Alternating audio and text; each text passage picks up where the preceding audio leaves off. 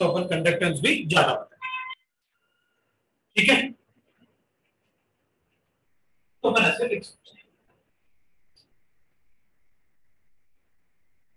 अब उसको समझ में आ गया, आप मतलब ज्यादा उसमें एक्सप्लेन ना करो कि मतलब छोटे बच्चों जैसे कि काफी सारा लिखाओगे आप, ऐसे ज्यादा नहीं लिखते, तो समझ में आ गया करना क्या, व्हाई इट हैपेंस। ठीक है, टेम्परेचर से कंडक्टेंस बढ़ेगा क्योंकि सारे रेजिस्टेंस वाले पार्ट डिक्रीज हो रहे हैं, solvent solvent interaction, solid solvent interaction, तो इंक्रीज कंडक्टेंस, राइट। और प्रेशर से अपन ने चेक किया था ना कि भाई अगर विस्कोसिटी चेंज हो गया तो कंडक्टेंस डिक्रीज होगा, अदरवाइज ना। अब अपन इस पार्ट से एक पार्ट लिख सकते हैं, we are talking about degree of dissociation.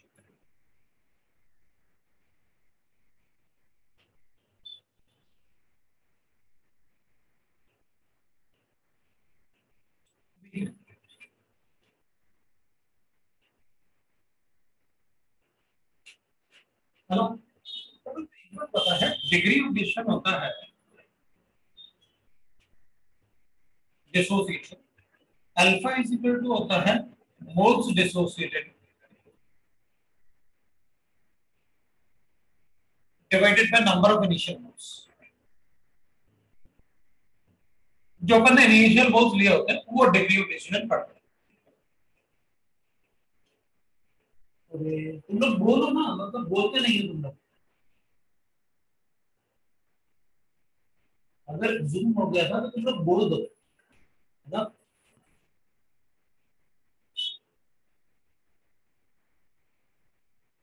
ठीक है, जूम हो गया तो हम लोग बोल दो कि सर जूम हो गया, आप देख लो। ठीक है, कोई प्रॉब्लम नहीं, तो वो थोड़ा आप देखते हो, मैं भी ध्यान रखूंगा वैसे। तो अपन क्या करेंगे ना, ठीक, अपन कहेंगे यार सेट टू में अल्फा ऐसे लिख सकते हैं। अल्फा का मतलब अगर ये बता दो आप कि मैक्सिमम कितना डिसोसिएट हो सकता है,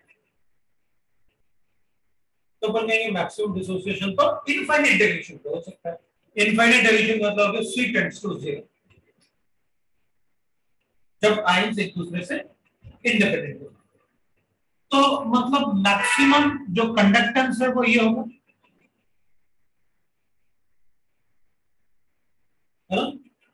अगर मान लो मैं कहूंगा मेरे पास 0.1 मोलर एसिटिक एसिड है, तो आप कहोगे 0.1 मोलर के हिसाब से इनका कंसंट्रेशन XX ले लो, वो 0.1 माइनस x, और अब x कैलकुलेट कर लो उनका कितना कंसंट्रेशन, उनका कितना कंडक्टेंस है आप कैलकुलेट कर लो।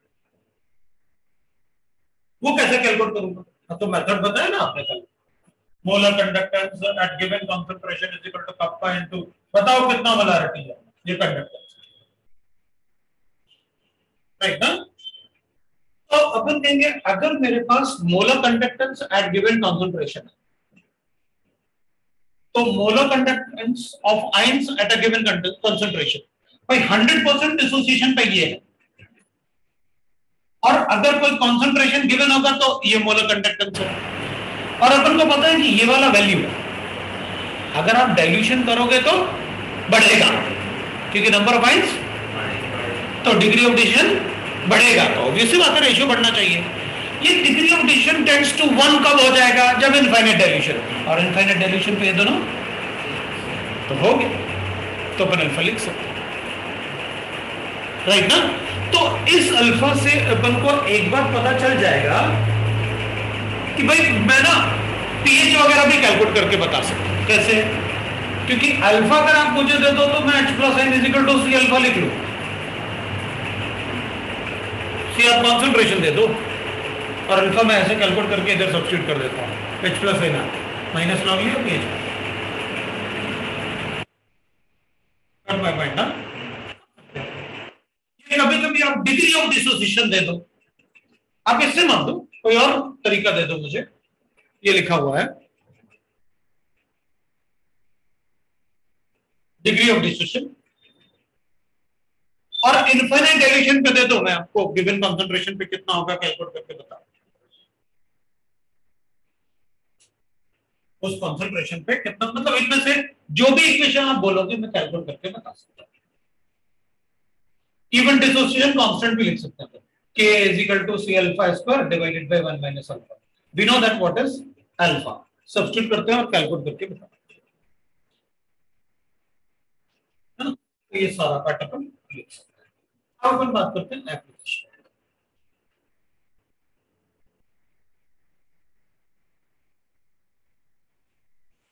अब कुछ क्लासेस को मैं ऐसे करूंगा कि भाई डाउट्स क्लासेस ही रखूंगा, फिर जिसमें तुम लोग आओगे नहीं, मैं आराम से आके चले, तो मुझे पता रहता है डाउट होते ही नहीं ना तुम्हारे, बस एग्जाम में ही डाउट आते हैं। अभी तुम क्या करेंगे, डाउट क्लासेस में जितने पेपर तुमने किए ना, डाउट क्लास में पेपर लेके आ जाओ क्लास में, पेपर ही डिस्कस करो। अगर पेपर डिस्कस तुम कुछ मत करो, मुझे दे दो एक पेपर डिस्कस करें कैसे सॉल्व, तो आपको ये पता चलेगा अच्छा ऐसे ऐसे सॉल्व कर। कुछ क्वेश्चन ज्यादा इजी है तो छोड़ दो इसको, हम लोग कर लेंगे। आप दूसरे क्वेश्चन कैसे करेंगे, स्पीड अप से आप कैसे सोचते हो मुझे नहीं पता, ठीक है ना। जैसे अभी मेंस के 4 पेपर हो रहे हैं, अभी तो और भी पेपर शुरू हो जाएंगे, है ना। नेक्स्ट वीक से और भी काफी सारे पेपर, इसलिए भी मैं सोच रहा हूँ सिलेबस खत्म हो जाए, सिलेबस भी ऑलमोस्ट खत्म हो गया। ब्लॉक्स तुम लोग अपने आप कर दो, उसका कोई मतलब लास्ट ईयर कुछ दिए कंपैरिजन इसमें मुझे उसका ब्लॉक्स के बारे में कुछ कुछ आया है कभी मेरे पास, देखता हूँ मेल पे होगा। उन्होंने क्वेश्चंस मतलब एनसीईआरटी से ही क्वेश्चन बना के डाले, देख लेंगे एक बार पढ़ने, थोड़े ऐसे ज्यादा क्वेश्चन नहीं होंगे, 20 से 25 क्वेश्चन होंगे बस। एप्लीकेशन की बात करते हैं। अब देखो पहला एप्लीकेशन मतलब अब ज्यादा एप्लीकेशन में नहीं पढ़ने वाले, पर जो था वो होगा। एप्लीकेशन में यूज कैसे, राइट। एक तो होता है contrast,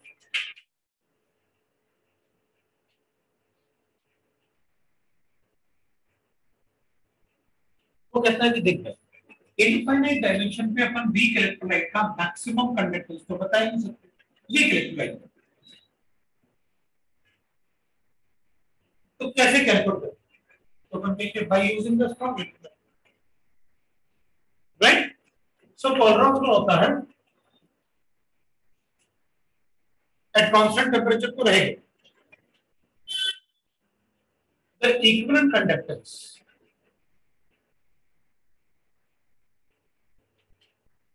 of electrolyte, of any electrolyte at infinite dimension,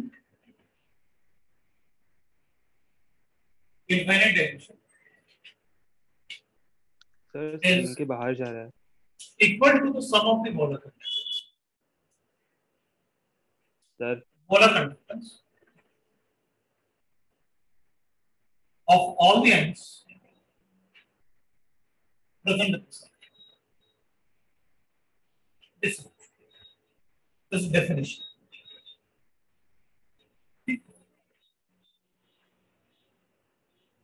एक एग्जांपल ले,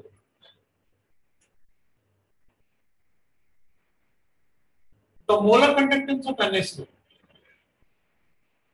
at infinite dilution will be equal to the ionic conductance of sodium plus ionic conductance of Cl minus at infinite dilution.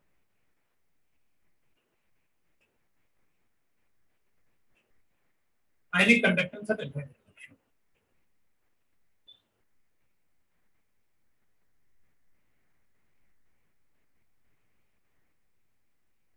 Yeah.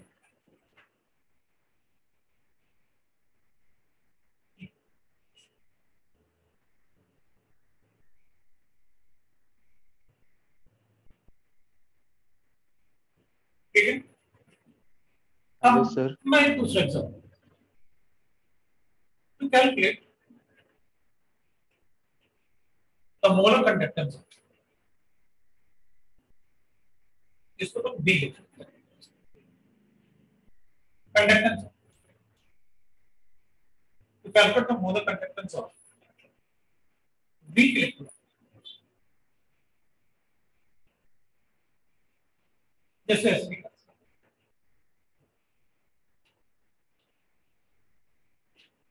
at infinite dilution will be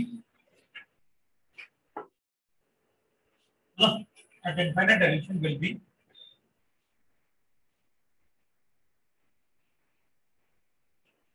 be calculated by using the equivalent conductance or molar conductance of strong liquid.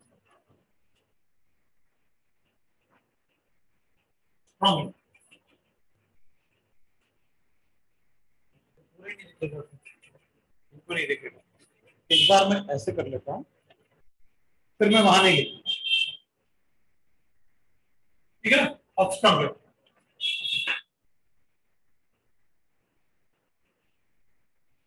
अब strong liquid अपन क्या करेंगे, जैसे अपन को question में दिया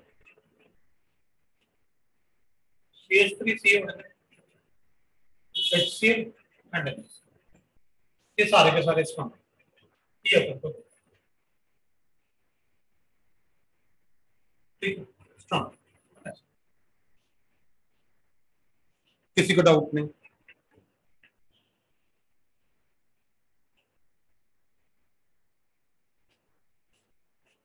ठीक है,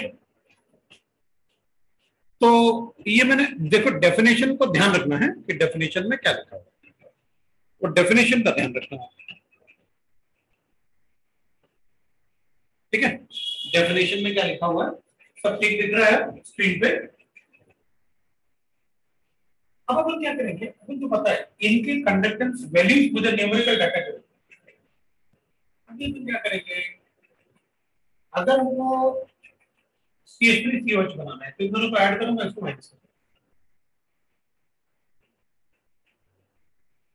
तो molar conductance of CH3COH at infinite dilution will be equal to molar conductance of CH3CONA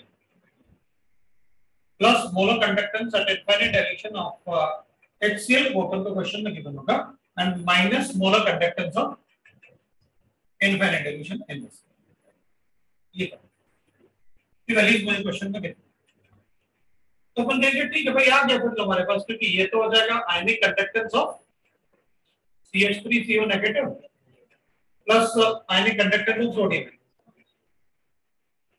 plus ionic conductance of H plus ion plus ionic conductance of Cl minus ion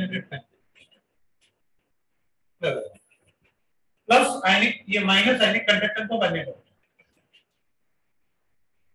और माइनस Cl माइनस आयन, इसके value तो cancel हो गए, बचा क्या acid.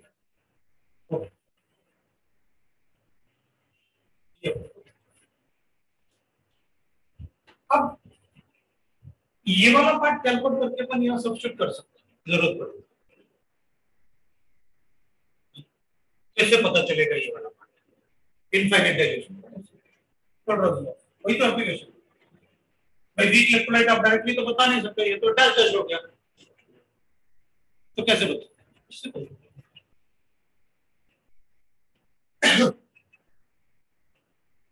अब इसमें आपको लगना है कि भाई थोड़ा बहुत चेंजेस अगर होंगे, जैसे मान लो मेरे पास ऐसे क्या बना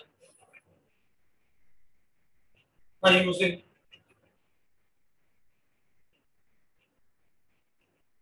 molar conductance of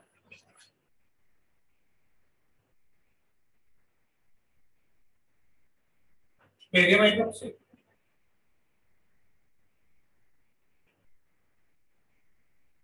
ammonium chloride and barium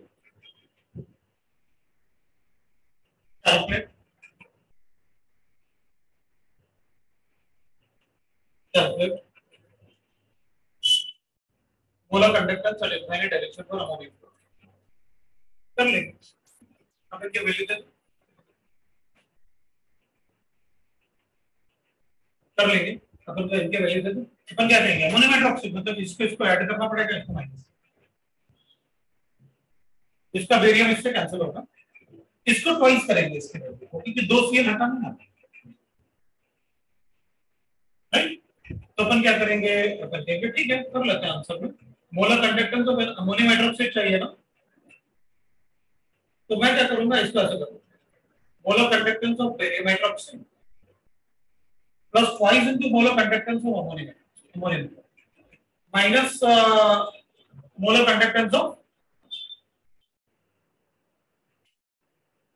infinite dilution of बेटा। लेकिन ये दो सोडियम हाइड्रोक्साइड किया है क्योंकि यहां दो OH और दो NH4 तो डिवाइड बाय 2 करना नहीं समझ आया ना। सो जो भी वैल्यूज अपने पास आएगा मान लो ये गिवन है अपन को x y z ऐसे कुछ तो x कर लेंगे इसको 2 बाय कर लेंगे माइनस z कर लेंगे डिवाइड बाय 2 इज मोर तो ये अपन को ऐसे करेंगे दो OH में चाहिए और दो ठीक है ना। तो गलती नहीं करना क्योंकि जल्दबाजी में अगर गलती हुई तो गड़बड़ ठीक है। अब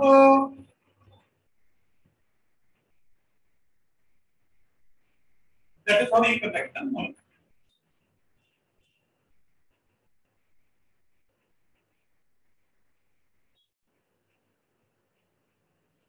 फॉर डिग्री ऑफ डिसीजन मैंने आपको बता ही दिया दूसरा हम बता सकते हैं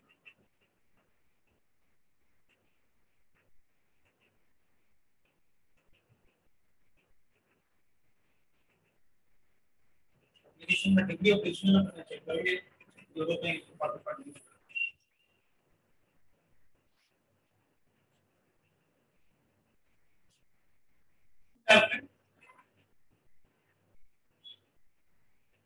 तो अपन क्वेश्चन मोलर कंडक्टेंस से सॉल्व करें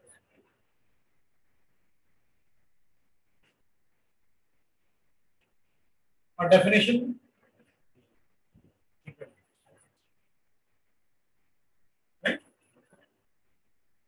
मैंने इसको बताया नहीं मैंने सोचा चलो तुम लोग अपने आप पूछोगे तो बताऊंगा लेकिन दोनों में डिफरेंस है। जैसे मान लो अपने पास ऐसे molar conductance at infinite dilution of H2SO Al2SO4 whole thrice तो इसके लिए तुम कहेंगे 2 into ionic conductance of aluminium and 3 into ionic conductance of sulphur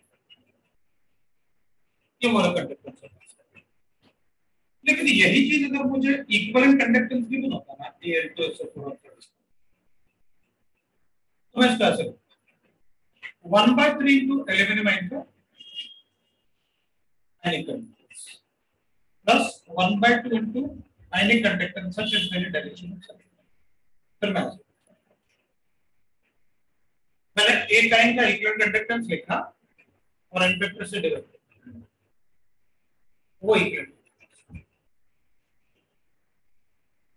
दोनों के लिखने में डिफरेंस है अपन यहां मोलर कंडक्टेंस कैलकुलेट कर सकते हैं इसलिए अपन मोल ले लेंगे लेकिन अगर आप इक्विवेलेंट कंडक्टेंस लिखोगे तो इसको 1/2 कर दूंगा क्योंकि बेरियम का एन फैक्टर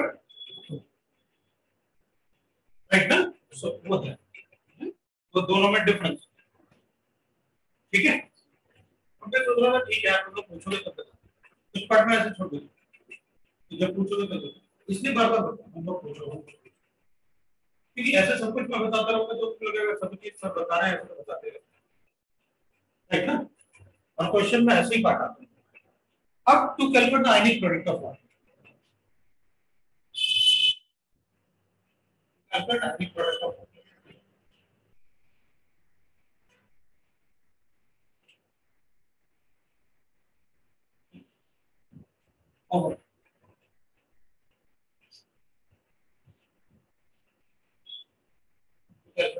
आयनिक प्रोडक्ट अपन देखते आयनिक प्रोडक्ट ऑफ वाटर पहले आयनिक प्रोडक्ट ऑफ वाटर तो ऐसा होता है कि वाटर में जितने आयन्स बनेंगे उनका प्रोडक्ट बना दो that is called ionic product of water तो वाटर का इक्विलिब्रियम तो ऐसा होता है और आयनिक प्रोडक्ट तो क्या देते हैं। अब अपन क्या करेंगे अपन कहेंगे देखो इसको हटा देता हूं देखो molar conductance at infinite dilution will be equal to kappa into 1000 divided by molar अपन को H plus मोलर कंडक्टेंस मतलब sum of the molar conductance मतलब sum of the ionic conductance. तो अपन इसको ऐसे लिख सकते हैं ना, ionic conductance at infinite dilution of H plus n plus ionic conductance of infinite dilution plus is equal to kappa into 1000 divided by 1। ठीक है सर, आज तक तो आपने ऐसे नहीं कहा था उधर के इनफाइनाइट डाइल्यूशन, आप कह रहे थे गिवन कंसंट्रेशन पे कंडक्टेंस है, तो फिर इसमें आप इनफाइनाइट डाइल्यूशन क्यों ले रहे हैं? Water is a weak case, इतने कम H plus n देता है कि वो इनफाइनाइट डाइल्यूशन है। तो पहले से पता है 10 की पावर माइनस 7, राइट? ये वैल्यूज अपन को गिवन है, मैंने बताया कि सबसे ज्यादा टाइम में वो 350 होता है, ये 200 के आसपास होता है, लेकिन वो होता है। ये वैल्यू तो अपन को क्वेश्चन में गिवन है, आयनिक conductance of H plus n और OH लिख के भाई। नहीं गिवन होगा तो H plus n मतलब HCl, NaOH और NaCl का गिवन होगा, तो कैलकुलेट कर लेंगे, राइट? तो अपन क्या कहेंगे, ये अपन को गिवन है, ये मुझे वाटर के लिए दे दो, वो कप्पा गिवन होगा अपन को पर सेंटीमीटर क्यूब में कितने आयंस, गॉट इट ना? अगर गिवन होगा तो अपन कहेंगे ठीक है भाई, फिर कंसंट्रेशन कैलकुलेट कर लेते हैं आयंस का। अभी कंसंट्रेशन आएगा तो this is nothing but H plus n of OH minus, हो गया। ठीक, ये तो कंसंट्रेशन ऑफ एक आयन आ जाएगा ना, वैल्यू मोलैरिटी ऑफ आयंस, ये तो H plus n या OH नेगेटिव आयन दोनों बराबर है, अगर आयंस का कंसंट्रेशन आ गया तो हो गया, that is nothing but concentration of H plus n square करके बता दूंगा Kw, ओके, राइट? तो ये जो आएगा बता देंगे अपन, therefore Kw is equal to concentration of H plus n का स्क्वायर या फिर OH minus, बस ऐसे बता दें, राइट?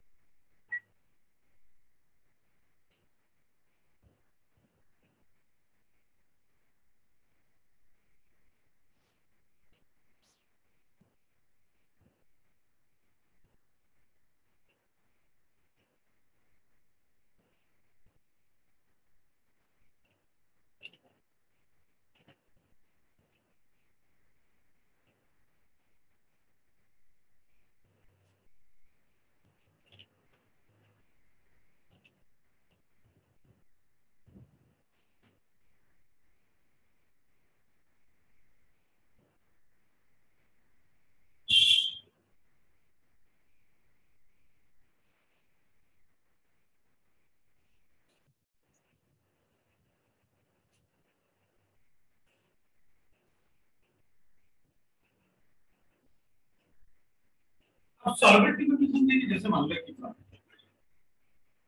सॉल्वेबिलिटी ऑफ सॉल्वेबिलिटी आएगा तो केएसपी बताओ, AgCl and plus solution इन बात, तो अपन जो पहले से पता है कि अगर सॉल्वेबिलिटी की बात कर रहे हैं आप, तो वैसे ही जिन कंपाउंड्स के लिए अपन सॉल्वेबिलिटी प्रोडक्ट पढ़ते हैं उनको अपन वाटर इनसॉल्वेबल होता है, जितने भी कंपाउंड के लिए मैंने वाटर मतलब आपको सॉल्वेबिलिटी पढ़ाया वो सब वाटर इनसॉल्वेबल है, क्योंकि किसी का भी सॉल्वेबिलिटी प्रोडक्ट मैंने 10 की पावर -6 से ज्यादा नहीं होता किसी का भी सॉल्वेबिलिटी, ठीक है? मैंने -6 से ज्यादा नहीं, राइट? तो अपन क्या करेंगे, अपन देख देखो भाई, ये तो स्पेरिंग की सॉल्वेबल सॉल्ट, अगर स्पेरिंग की सॉल्वेबल सॉल्ट है तो उनका कंसंट्रेशन पानी में बहुत कम होगा, बहुत कम होगा, तो मैं इनफाइनाइट डाइल्यूशन अज्यूम कर लेता हूं, तो फिर कंसंट्रेशन आ गया, तो इनफाइनाइट डाइल्यूशन हो गया, मतलब इनफाइनाइट डाइल्यूशन पे AgCl का सॉल्वेबिलिटी प्रोडक्ट मुझे गिवन, वो मोलर कंडक्टेंस गिवन है, कप्पा में AgCl का ले लेता हूं इनटू 1000 डिवाइडेड बाय मोलैरिटी कर लेता हूं, जो कि सॉल्वेबिलिटी होगा, वही तो कंसंट्रेशन का ऊपर, ये या तो मुझे आप डायरेक्टली दे दो इनफाइनाइट डाइल्यूशन, या फिर आप अलग अलग दे दो तो मैं उससे कैलकुलेट भी कर सकता हूं। कप्पा मुझे AgCl का चाहिए, क्योंकि AgCl वाटर में बहुत कम डिसोसिएट होगा, ऑलमोस्ट जितने AgCl आते हैं AgI आएंगे उतने ही H+ भी हो सकते हैं, क्योंकि सॉल्युबिलिटी पे डिपेंड करेगा ना, ये तो AgCl है। कोई दूसरा ऐसा कंपाउंड हो जिसमें ये मोनोवैलेंट आयंस है और Ksp उसका जैसे 10⁻16 AgI का हो, उसमें तो AgI नहीं 10⁻8 रहा होगा, और पानी का H+ है 10⁻7, दोनों का कंडक्टिविटी एक जैसा होगा पर सेंटीमीटर स्क्वायर होगा ना, पर सेंटीमीटर क्यूब। अगर एक जैसा होगा तो किसका कैलकुलेट करूं, पानी का भी AgCl का, AgI का, तो अपन कहेंगे AgCl का कैलकुलेट करना, उसी की सॉल्युबिलिटी बतानी है। तो अगर क्वेश्चन में गिवन होगा तो देख लेंगे अपन।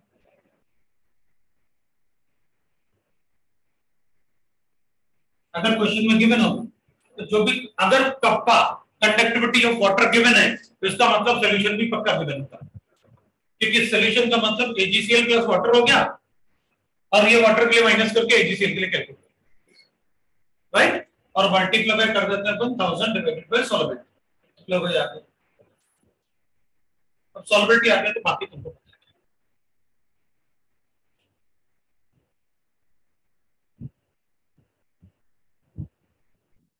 देखिए अपन ऐसे, क्योंकि अगर सॉल्यूशन का गिवन होगा तो जैसे कोई इलेक्ट्रोलाइट है तो अब अपन को पता है ना एक्वस सॉल्यूशन है तो H+ एंड 10⁻⁷ है। अब कोई ऐसा सॉल्ट, वैसे भी ये सारे के सारे सॉल्ट तो इस तरह की सॉल्ट होते हैं।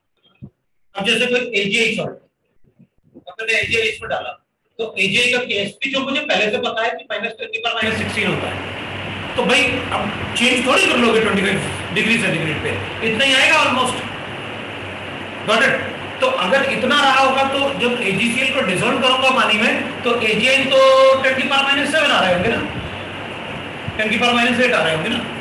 अब तो मुझे ये बता दो कि इसका कंडक्टेंस कैलकुलेट कर रहे हो या इसका, हमें तो चाहिए Ag का ना, इसलिए अपन ने सॉल्यूशन से वाटर को माइनस कर दिया, भाई H+ NOH नेगेटिव को हटा दो।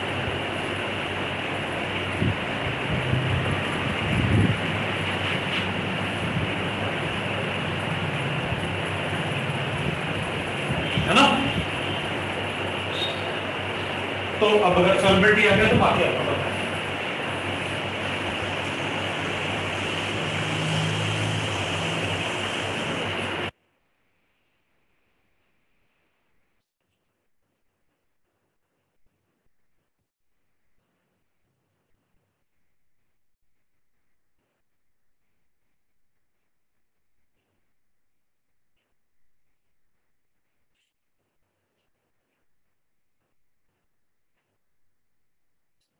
Point is on dilution.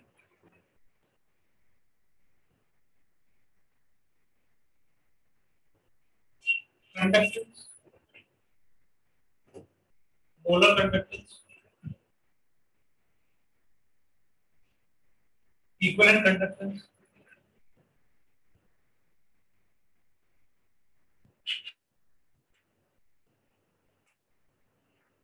increases. Conductance भी बढ़ेगा, मोलर कंडक्टेंस भी बढ़ेगा, इक्विवेलेंट कंडक्टेंस भी बढ़ेगा, but conductivity decreases.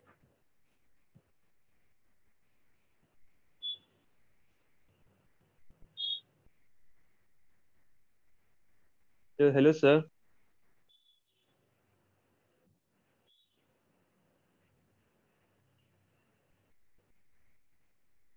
Specific conductivity को स्पेसिफिक कंडक्टेंस बोल सकता हूं,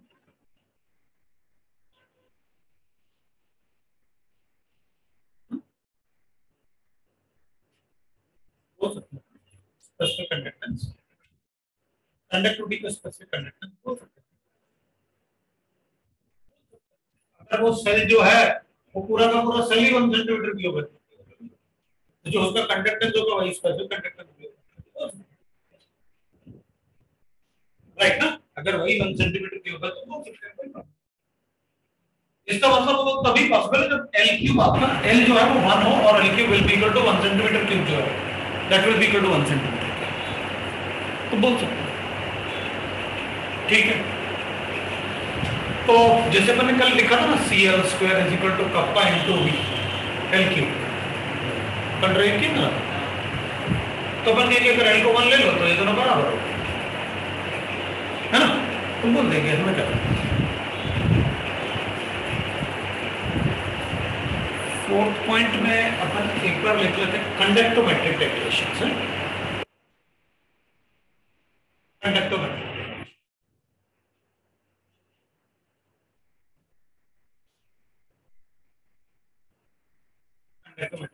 टाइट्रेशन होता है जिसमें अपन एंड पॉइंट कैलकुलेट करते हैं बाय यूजिंग द जूम में करते रहते हैं, मैं कभी नहीं देख पाता।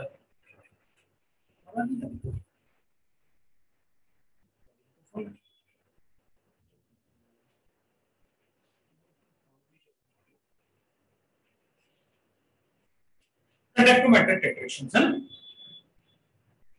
अब टाइट्रेशन में अपन को पता है टाइट्रेशन मतलब जिसमें एंड पॉइंट अपन चेक करेंगे by using the indicator, right. तो ऐसे भी टाइट्रेशन होते हैं जिसमें सेल्फ इंडिकेटर जैसे मॉलिक्यूल बिहेव करते हैं, ठीक है। जैसे कांस्टेंट टाइट्रेशन है जिसमें इंडिकेटर की जरूरत नहीं पड़ती है और उन्हीं में से कोई एक रिएक्टेंट सेल्फ इंडिकेटर जैसे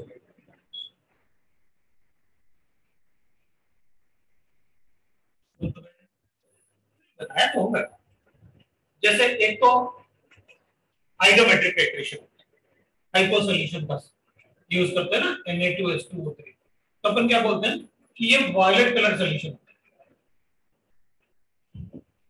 जब इसको इसमें ऐड करेंगे ये कलरलेस होता है, तो जैसे ये सॉल्यूशन पूरा कलरलेस होगा अपन कहेंगे एंड पॉइंट।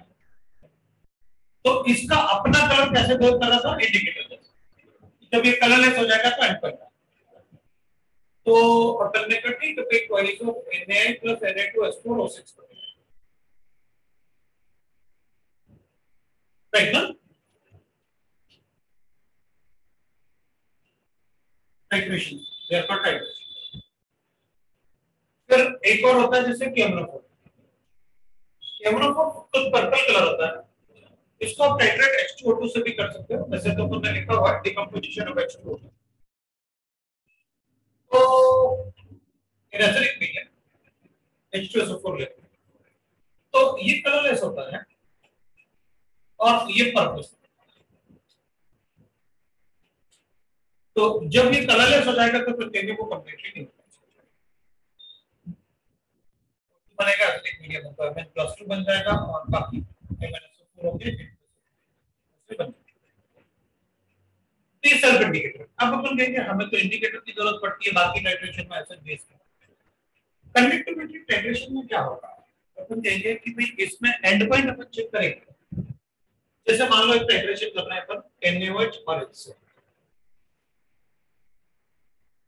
तो NaCl प्लस, अब ना इसमें ये गिवन होना जरूरी है कि पिपेट में कौन सा, ब्यूरेट में कौन सा कंपाउंड है और ब्यूरेट में कौन है और बीकर में किसको लिया। तो अपन ऐसे कर लेते कि भाई NaOH और HCl ऐसे कर लेते हैं, तो HCl by NaOH। अच्छा मतलब NaOH को ब्यूरेट में रखा, तो HCl को टाइट्रेट करते हैं NaOH, पक्का ना। तो ठीक है, अब अपन रिएक्शन लेके आते हैं। भाई हमारे पास है HCl है, उसमें NaOH डाल दे, बनेगा क्या NaCl प्लस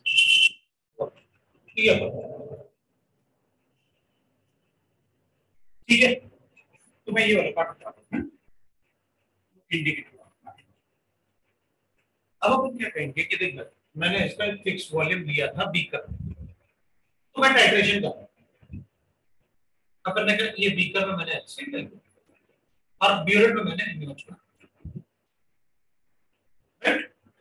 अब अपन कहेंगे कि भाई HCl का कंडक्टर जब अपन NaOH डालेंगे तो HCl तो बेचारा इसमें कन्वर्ट हो जाएगा ना, ये तो ब्यूरेट में है, जितना ऐड करो उतना ये इसमें कन्वर्ट हो जाएगा, राइट।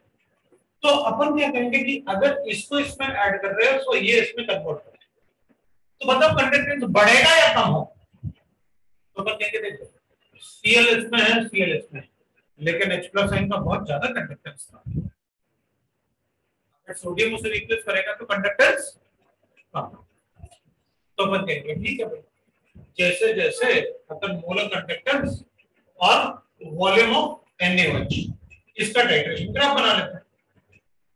HCl का कंडक्टेंस तो बहुत ज्यादा रहा होगा क्योंकि इन दोनों को कंपेयर करूंगा, बीकर में कौन है HCl।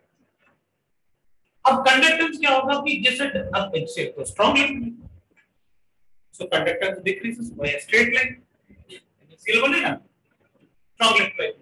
तो अपन कहेंगे भाई ये तो ऐसे होता जाएगा, एक पॉइंट आया HCl खत्म,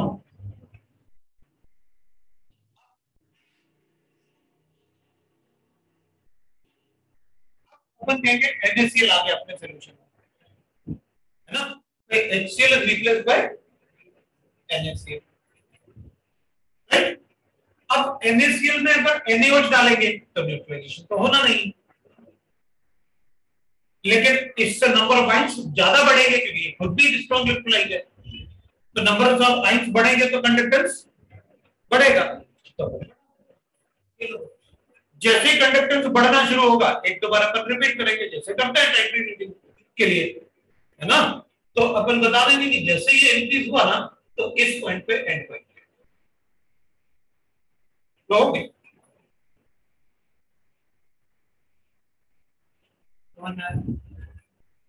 अब एक दो और बताऊंगा मैं, फिर उसके बाद तो हम नया कर देना, एक दो तुम्हें दे देंगे करने के लिए, ठीक है? दूसरा कर लेते हैं।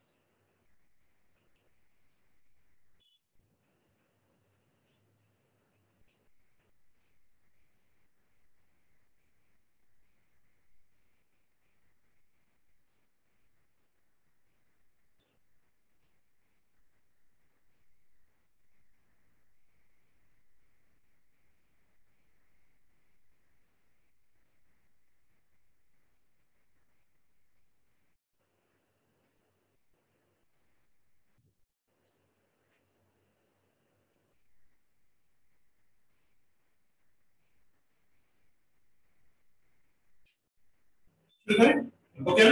अब देखो, अब इसमें तो तुम क्या करेंगे, अच्छा ये तो भी कह सकते हैं और आयंस काफी कम रहेगी, ये आएगा तो स्ट्रॉन्ग इलेक्ट्रोलाइट बढ़ जाएगा, लेकिन मतलब अपन कहेंगे कि देखो ये एसिटिक एसिड है और ये सोडियम एसिड, तो बहुत ज्यादा ऐसा नहीं है कि बढ़ेगा, लेकिन ऐसे बहुत ज्यादा ऐसा HCl जैसा नहीं, हम कहेंगे भाई बढ़ तो रहा होगा क्योंकि वीक इलेक्ट्रोलाइट था, ये डिसोसिएट हो गया वैसे ही ना, क्योंकि जैसे जैसे ये इससे न्यूट्रलाइज होगा उसका डिसोसिएशन भी तो बढ़ेगा, तो ये बन रहा है। अब जैसे ये खत्म हो गया फिर ये ऐड करोगे तो ये तो बहुत स्ट्रॉन्ग इलेक्ट्रोलाइट है, इतना तो बढ़ना चाहिए, ये ऐड करना चाहिए।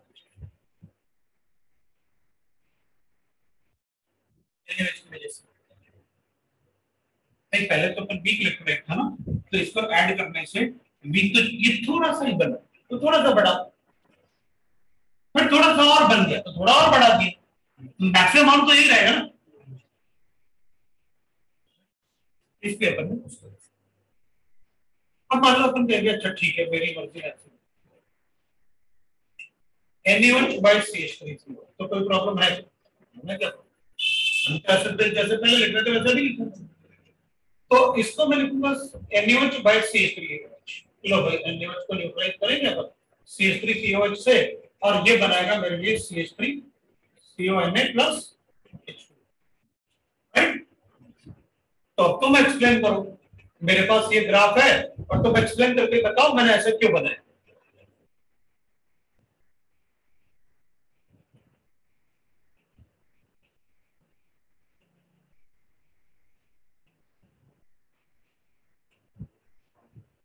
हाँ ठीक है,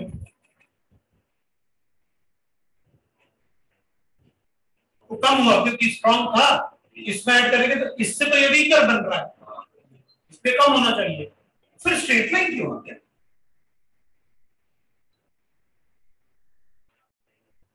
कौन? तो थोड़ा धीरे इंक्रीज करो, इंक्रीज तो करो। हाँ ये, लेकिन थोड़ा तो डिसोसिएट होगा ना।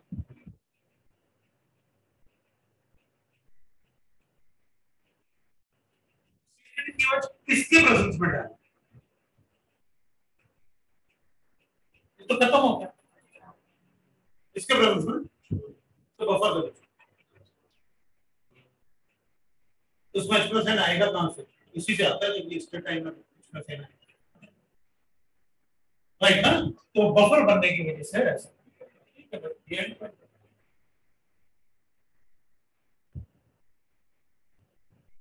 राइट ना? मतलब वॉल्यूम वगैरह भी बता देते हैं कितना वॉल्यूम यूज किया, बफर सॉल्यूशन पेज में कैलकुलेट करवा सकते हैं।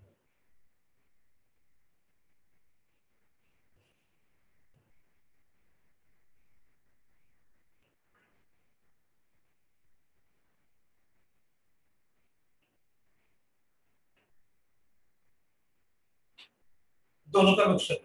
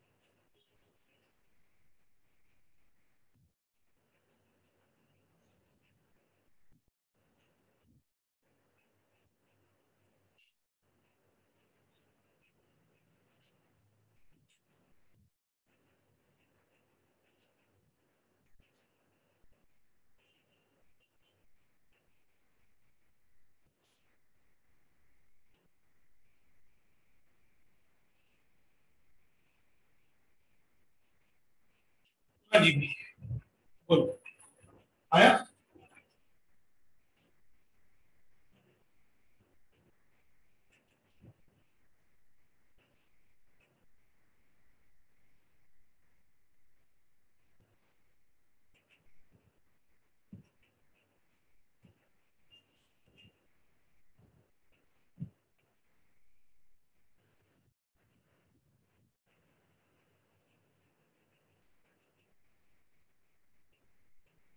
इसके लिए तो पहले कौन न्यूट्रलाइज होगा? HCl। भाई एक वीक एसिड एक स्ट्रांग एसिड, मिक्सचर तो पहले स्ट्रांग वाला दिया करें, इसका रिकॉम्बिनेशन ना, दो बार न्यूट्रलाइजेशन होगा, एक बार इसका पूरा फिर इसका, इसका न्यूट्रलाइजेशन होगा एनिमेट से तो ऐसे बनेगा नहीं। जब इसका न्यूट्रलाइजेशन शुरू होगा तो थोड़ा बढ़ेगा, और जब एनएच होगा तो थोड़ा और बढ़ेगा, दो एंड पॉइंट है, एक बार HCl एक बार CL।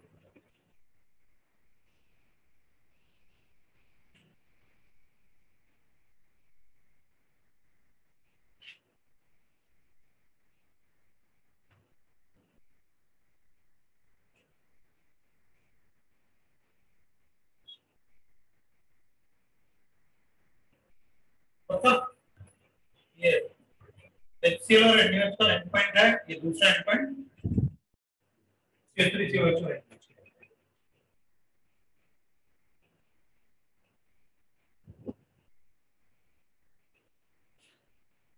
इसमें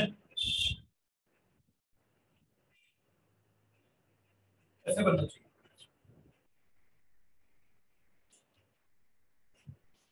बताओ भाई। मैं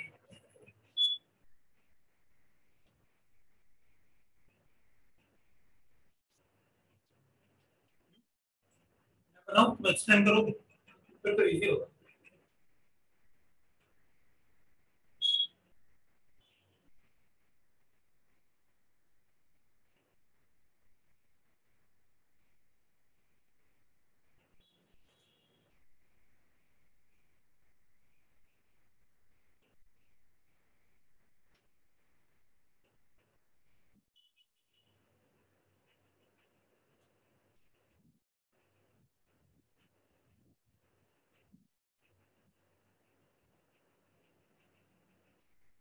ये ना ट्री में कैसे लड़ रहा है, क्या बनेगा?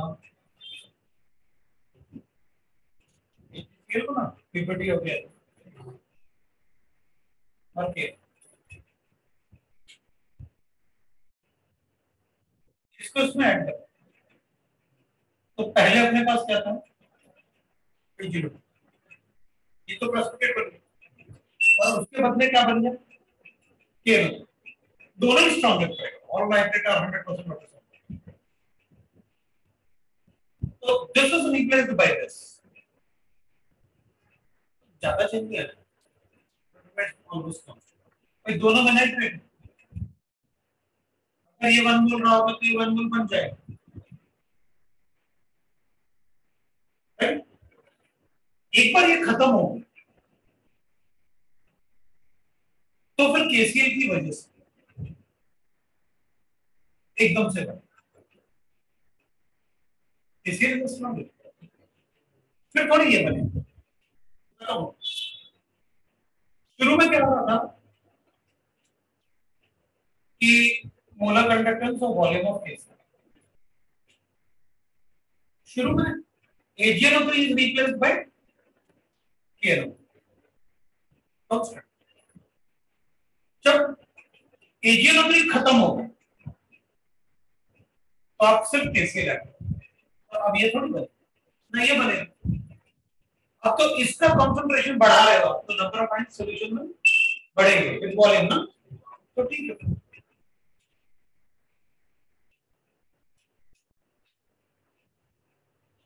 लिख लो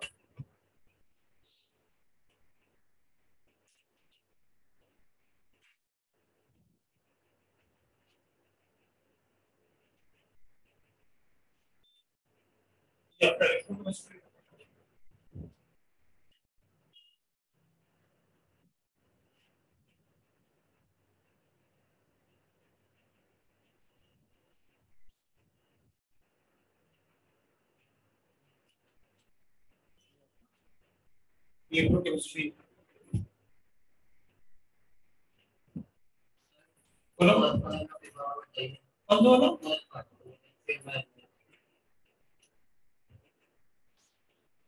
ये लो, तो HCl में कंडक्टेंस तो बहुत ज्यादा होता है, मतलब ये 150 160 350 और 160 कितना होगा?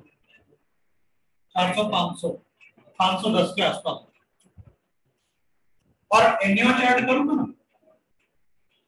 तो NaOH का कंडक्टेंस 80 प्लस 200 280 के आसपास,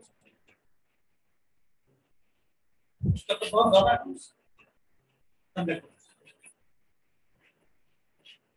जब इसको इसमें ऐड करेंगे तो ये धीरे धीरे किससे रिप्लेस होगा? NaCl से, और NaCl का तो बहुत कम होगा। NaCl इज अराउंड 240, उससे भी कम। मतलब आप इसको हटा रहे और इसको बना रहे, तो शुरू में क्या होना चाहिए? कंडक्टेंस हो रहा। अब HCl खत्म हो गया, ये बनना भी खत्म, अब तो इसकी वजह से बढ़ेगा, तो NaOH की वजह से बढ़, पहले तो 40 के आसपास था, 280 के आसपास।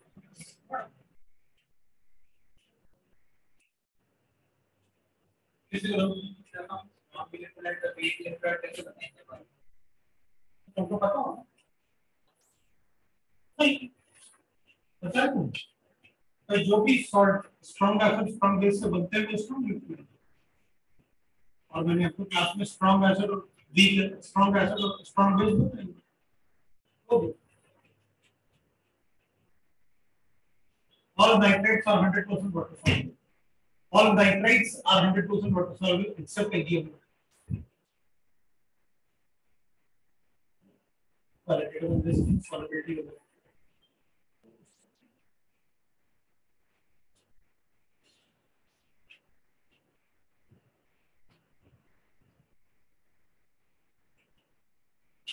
तो मेरे ख्याल से ये अपना इलेक्ट्रो खत्म हो गया।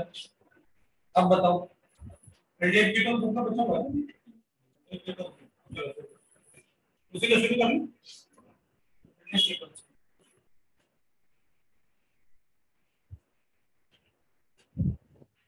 तो रेडिएट कीटोन नहीं पढ़ते, हाँ, तो एल्डिहाइड कीटोन देखिए। अब एल्डिहाइड जो कीटोन्स है ना,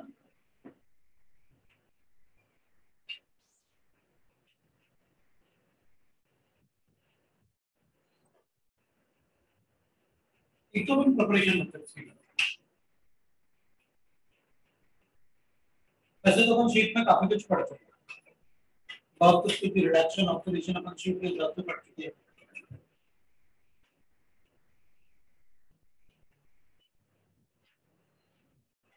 बहुत सारे अपन एडिशन रिएक्शन पढ़ चुके हैं, हेक्सेन का एडिशन, सोडियम सल्फेट का एडिशन लेते हैं, है ना।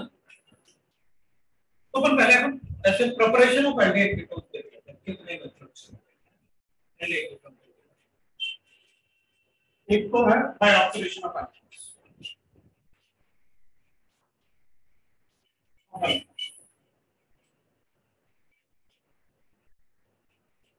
तो अल्कोहल के ऑक्सीडेशन में क्या है, जैसे अपने पास CH3 CH2 COH, तो इसमें हम ये कर सकते हैं PCC,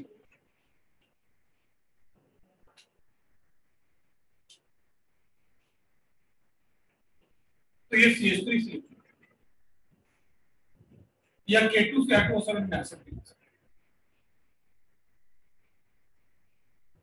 तो भी CH2 1 डिग्री अल्कोहल इसके एल्डिहाइड बना, 2 डिग्री अल्कोहल होगा तो कितना बना। इसमें जो PCC लिखा हुआ है और उसके साथ CH2Cl2 लिखा है, तो नो रिएक्शन। अभी नो रिएक्शन तो मैं ऐसे लिखता हूं, अगर PCC लिखा हुआ है और उसके साथ वाटर लिखा हुआ है तो रिएक्शन होगा, या फिर सिर्फ PCC लिखा हुआ है तो भी रिएक्शन।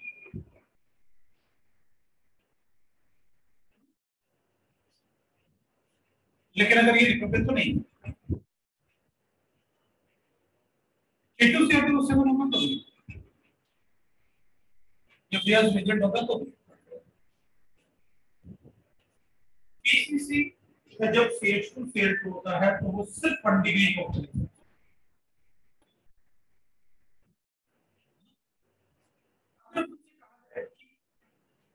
इन दोनों में अच्छा ऑक्सीडेटिव एजेंट कौन सा होगा, अल्कोहल को एल्डिहाइड के कीटोन में कन्वर्ट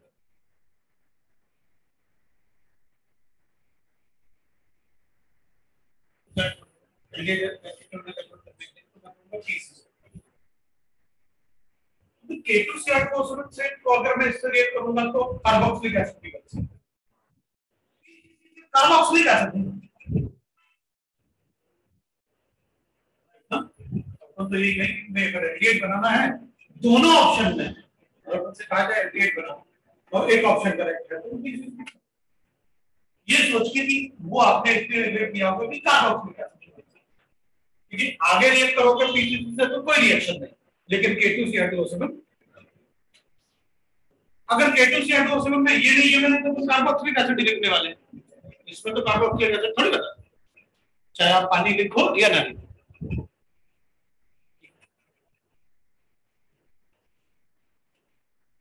तो अल्कोहल वाला पार्ट है, तो बाकी ऑक्सीडेशन में हमने काफी कुछ पढ़ा, तो थोड़ा सा जैसे ऑफलाइन का रिवीजन करना तो मुश्किल है। अपन बात करेंगे reduction, reduction of acid derivatives.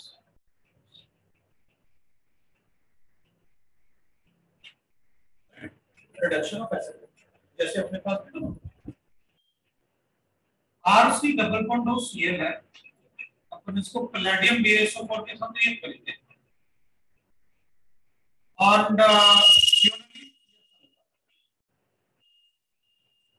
या फिर सल्फर, तो फिर अपन RCHO बनाते हैं। This is called Rosenberg reduction.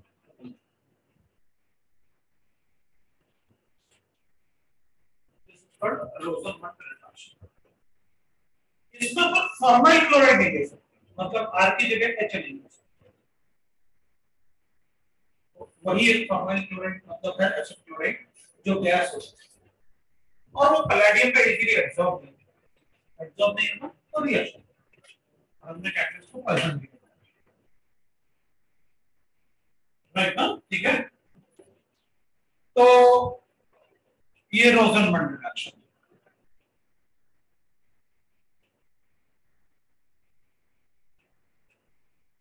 जिससे कि अपन ट्रिपल बॉन्ड को भी डबल बॉन्ड में कन्वर्ट कर सकते हैं सिस वाले कन्वर्ट कर सकते हैं ठीक है दूसरा अपन रिडक्शन में डाइबल एच ये पढ़ा हुआ है अपन फिर भी एक बार देख लेते हैं क्या करना चाहिए फिर पढ़े अगर मेरे पास एसिड क्लोराइड और यहां पर लिखा हुआ है डाइबल एच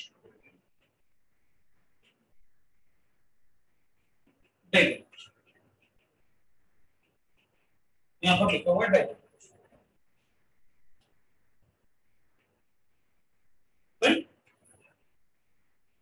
तो भाई इसको किस पे कन्वर्ट करूं एल्डिहाइड में या अल्कोहल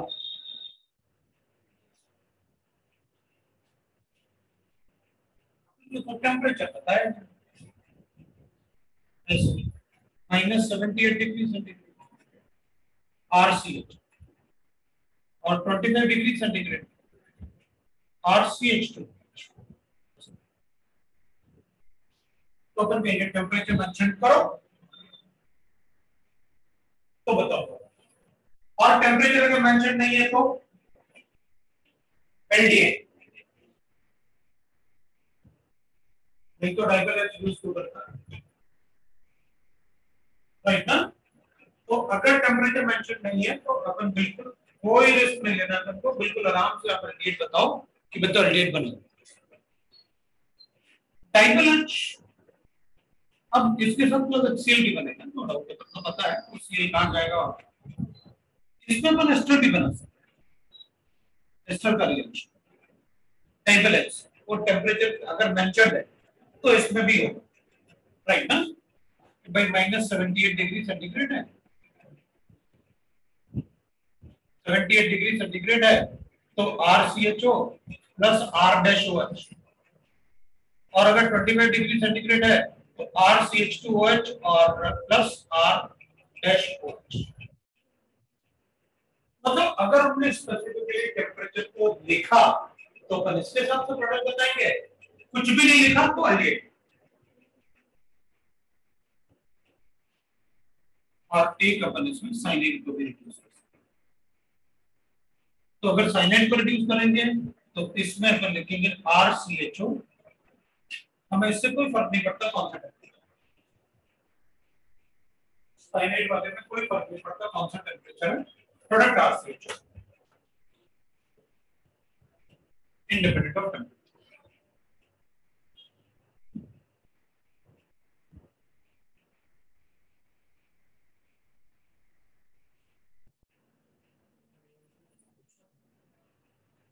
फोर्थ वाले में पहला एलिमेंट इसका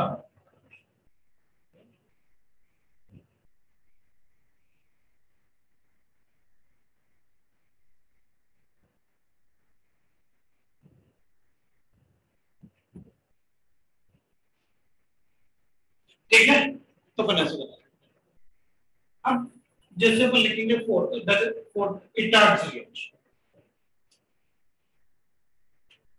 तो इटार्ड रिएक्शन में भी होता है तो अपन क्या करेंगे अपने पास टाउलिन होगा और उसको क्रोमाइल क्लोराइड गैस के साथ बंगाल्डेट पर इटार्ड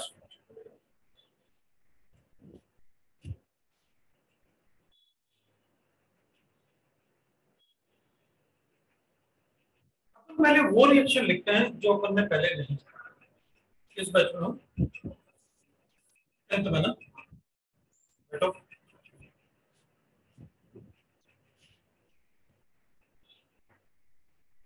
किस रूम में थी तुम्हारी क्लास नीचे लिखा तो होता है बैठो फिर पढ़ो ठीक है अब पहले अपन वो रिएक्शन पढ़ लेते हैं जो ये रिपीटर्स ड्रॉपर्स वाली क्लास नीचे देख के रहेगा, कोई बात नहीं। अच्छा नया स्टूडेंट है, कोई बात नहीं, ठीक है। तो अपन क्या करेंगे ना, नहीं वैसे अगर पूरा ऑफलाइन होता तो बहुत मजा आता है पढ़ने में, और तुम लोगों को भी मतलब बहुत मजा आता है। अब क्या ना लग रहा है यार टाइम कम है अपने पास, जल्दी जल्दी पढ़ा लो, जल्दी पढ़ा लेंगे तो फिर वैसे ना जैसे सीबीएसई को अगर उनका रिवीजन होगा तो तुम लोग का भी थोड़ा रिवीजन हो जाएगा, साथ ठीक ठाक कॉम्पिटिशन उनका डिस्कशन होगा तो तुम्हारा ये टेंशन ना हो कि ये नहीं हुआ वो नहीं हुआ, तो उनके साथ में। हाँ तो अपन पहले वो मैं ये कह रहा था, मैं पहले वो मेथड पढ़ता है जो अपन में पढ़े नहीं, बाद में अपन कहेंगे भाई ओजोन एनालिसिस हो गया। अब ऐसे तो राइमंड टैपर रिएक्शन में क्लैरिटी बनाता है अपन सेलेक्टर एंड राइट ना, तो उस टाइप का रिएक्शन आप बाद में, राइट पहले आपको बता दो जो हमने अभी तक नहीं। तो अपन क्या करेंगे, next will write that it is Stephen reaction. Stephen reaction वैसे थोड़ा तो अपन ने पढ़ा हुआ है फ्रॉम साइनेट्स। तो अपन क्या करेंगे कि अपने पास साइनाइड्स होंगे और अपन इसको रिएक्ट करेंगे क्या, दैट इज विद SnCl2H3। तो RCH डबल बॉन्ड NH बनेगा, दैट्स कॉल्ड पार्शियल रिडक्शन, और उसके बाद इसका हाइड्रोलिसिस कर देंगे तो RCH double bond O plus NH3 मिलता है। So this is hydrolysis like that. फिर dry distillation of calcium salt of dry distillation of carboxylic acid salt, right now? So dry distillation of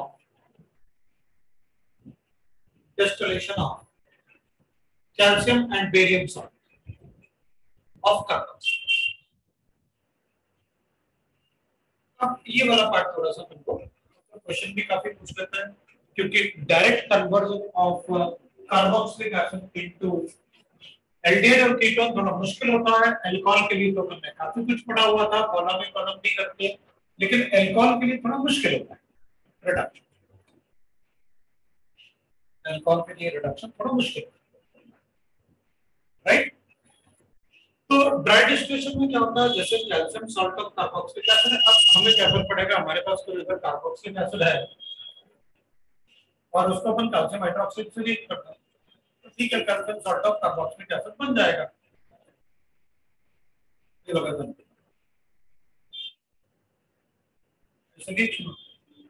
जैसे HCl होता है, आप calcium hydroxide से react करते हैं तो अपने पास कार्बोक्सिलिक एसिड है, मान लो अपने पास HCl carboxyl CH3 C double bond O calcium लिखा था हमने, CH3 C double bond O और ये O कैल्शियम, ये कैल्शियम एसिटेट।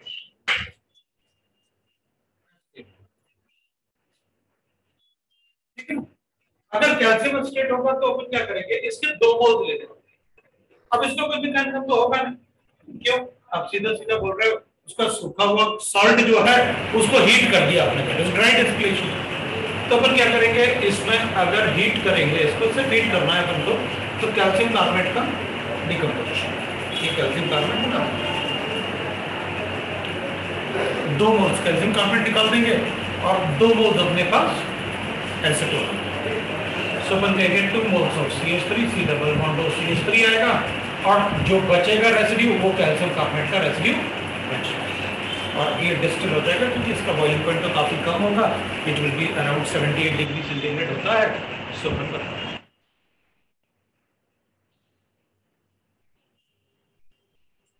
ये अपने पास एक भी पार्ट लिख लेते हैं,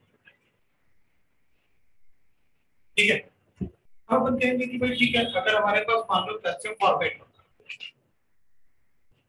ठीक है, अब ऐसे लिख सकता हूं मैं, मतलब ऐसे अपन सभी जगह बनाएंगे तो बोल्स लेके, तो अपन अगर कैल्शियम फॉर्मेट लिखते हैं, बेरियम फॉर्मेट लिखते हैं, तो इससे भी अपन फॉर्मिक एसिड, मतलब इसमें फॉर्मेल्डिहाइड बनाते हैं और ट्वाइस ऑफ कैल्शियम कार्बोनेट, ये फॉर्मेल्डिहाइड बनाते हैं। अब ऐसे भी हो सकता है कि भाई मतलब क्रॉस प्रोडक्ट बनाते हैं, तो calcium formate is like this is calcium formate. एक ये ले लेते हैं, एक कैल्शियम एस्टेट ले लेते हैं।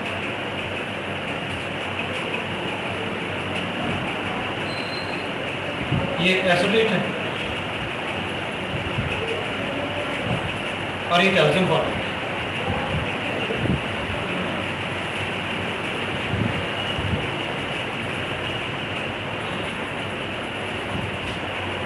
तो देंगे, देखो फॉर्मेट से आपने फॉर्मेटेड बनाया, एसिडेट से आपने ये बनाया, और इन दोनों के कॉम्बिनेशन से क्या बन सकता है, एक CH3 हो गया, मतलब एसिडेट बन सकता है।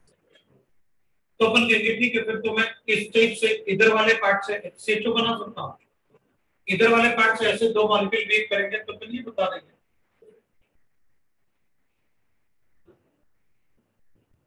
राइट ना, जैसे अपन गुड्स रिएक्शन में पढ़ते हैं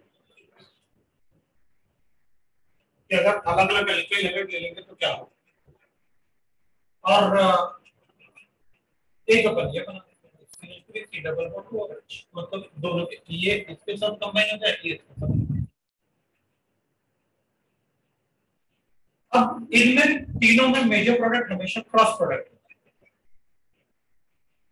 वो अपन बार बार रिपीट करके फिर तीनों को सेपरेट किया, क्योंकि कार्बन का डिफरेंस है तो boiling point will be sufficiently large difference, right ना। तो अपन इनको सेपरेट करके बार बार आपने अमाउंट चेक किया तो हर बार क्रॉस प्रोडक्ट निकला, तो अपन को पता चल गया कि भाई क्रॉस प्रोडक्ट जो है दोनों के कॉम्बिनेशन से जो बनेगा वो हमेशा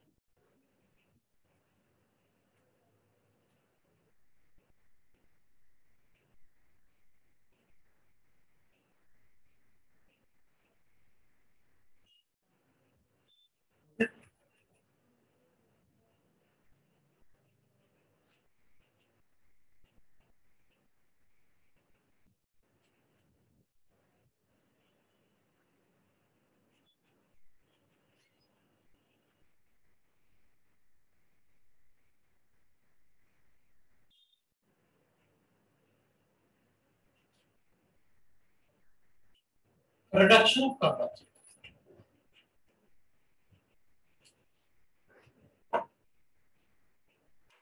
by MnO2 at 300 degrees. Reduction of carboxylic acid by MnO2 at 300 degrees.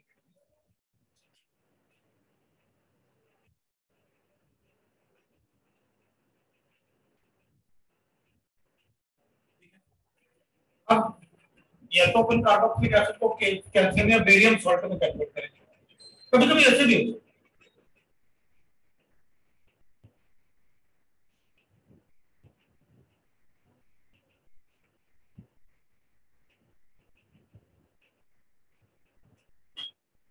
कितने कार्बन है, 6 एडिपिक एसिड,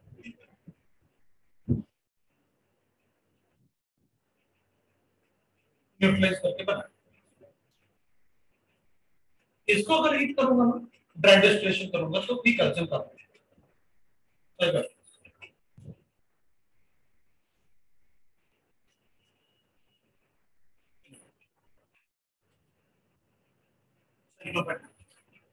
ऐसा अगर ड्राई डिस्टिलेशन हम साइक्लिक करते हैं,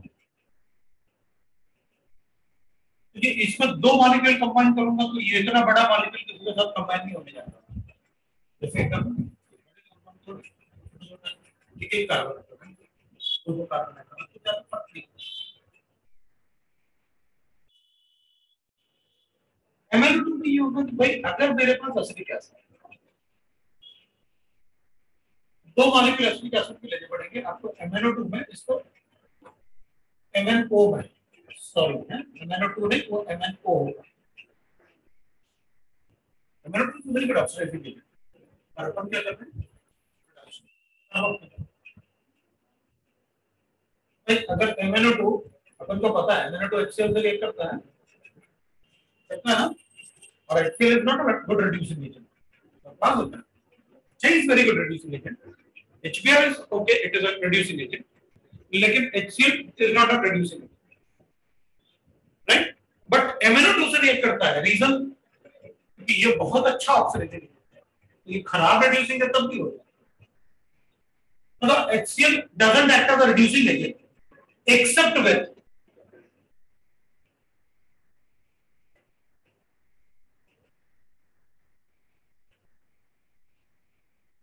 इनके साथ ही वो रिड्यूसिंग एजेंट.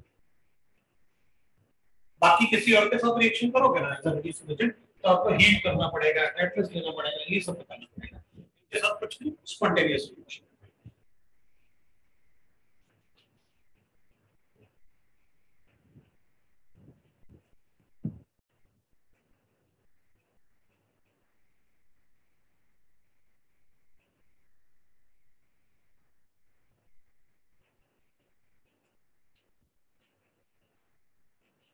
एनसीईआरटी सॉल्व कर रहे हैं ना पूरा एक्सरसाइज.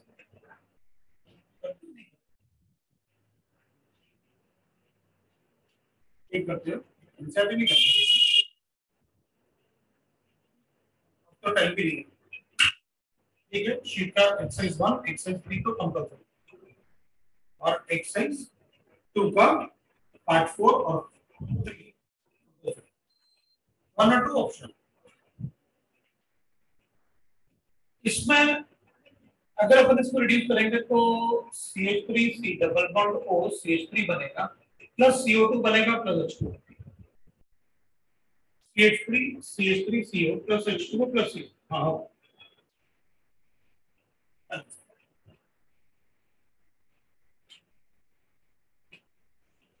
अगर इसकी जगह फॉर्मिक एसिड होता इसमें भी दो बोथ रिएक्ट करेंगे तो ये HC double bond O H plus CO2 plus H2 होगा. अगर ये एक फॉर्मिक एसिड है और एक एसिटिक एसिड है तो फिर ये MnO के साथ CH3 CHO बनेगा प्लस CO2 प्लस H2. मतलब cross product will be the बनेगी ना, मतलब cross product will be the.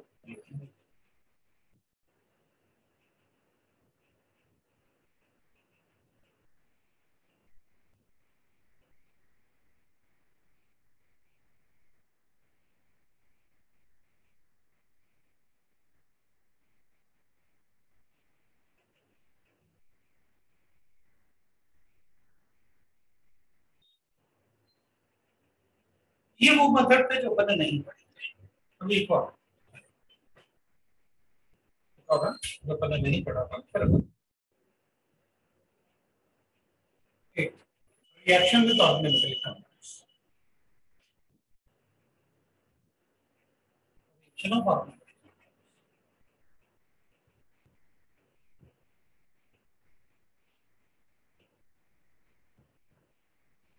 Reaction of organic reaction of organic compound में अपन क्या करेंगे. अगर अपने पास एसिड क्लोराइड्स तो अपन कहेंगे ये CH3MbR विद एजेंट से रिएक्ट करना. विद एजेंट होगा तो ईथर में ही यूज कर सकते हैं. नेगेटिव चार्ज है अटैक किया सेल को हटा दिया, ये तो बने ORM बन गई. RC double bond O CH3 बन गया फिगर 3 बन गया. फिर RMG को इससे भी रिएक्ट करता है, CH3MbR इससे भी रिएक्ट करेगा तो इसमें ये रिएक्ट करेगा तो फिर अपन को मिलेगा RC और MgBr और CH3 और CH3. बाद में अपन हाइड्रोलाइसिस करके बता देंगे 3 डिग्री हाइड्रोलाइसिस किया तो 3 डिग्री है. ये अपन ने इस टाइप के क्वेश्चन पहले भी किए हुए हैं कि भाई अगर कोई एसिड डेरिवेटिव है तो RMGX के साथ दो ग्रुप RMGX के होंगे इसमें और एक ग्रुप पहले से जो डेरिवेटिव का था. इस टाइप के क्वेश्चन हमने पहले डिस्कस किए. अब अपन क्यों टेंशन नहीं करेगा? अगर इसको वन इक्विवेलेंट लिखो तो फिर मैं ये प्रोडक्ट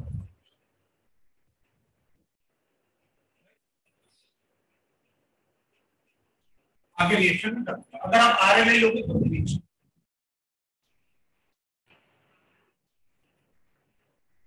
डाइएल्काइल कैडमियम मिलता है। इसकी जगह अगर अपन डाइएल्काइल कैडमियम ले लेते हैं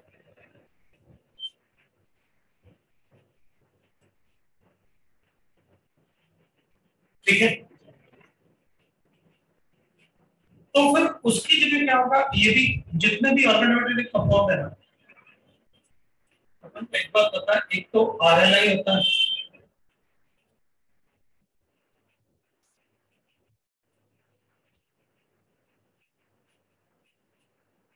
एक आरएमजीएक्स होता है,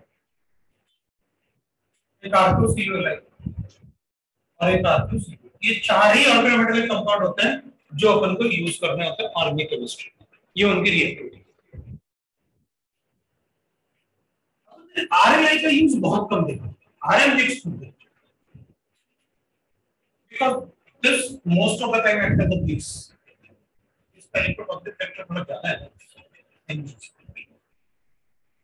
तो ये mostly act as a base, sometime as a nucleophile. इसमें nucleophile this mostly act as a nucleophile, sometime as a base. Base कब? जब OH NH या फिर C triple bond CH bond, ये तो ओनली अभी बेस जैसे है।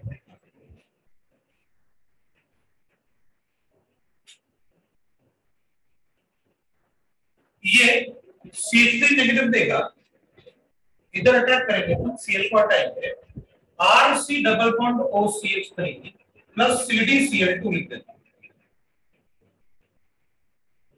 तो वो फिर ये इतना भी न्यूक्लियोफाइल है कि मतलब ये दोनों वीक न्यूक्लियोफाइल इतने वीक है कि एनडीए कीटोन से भी रिएक्ट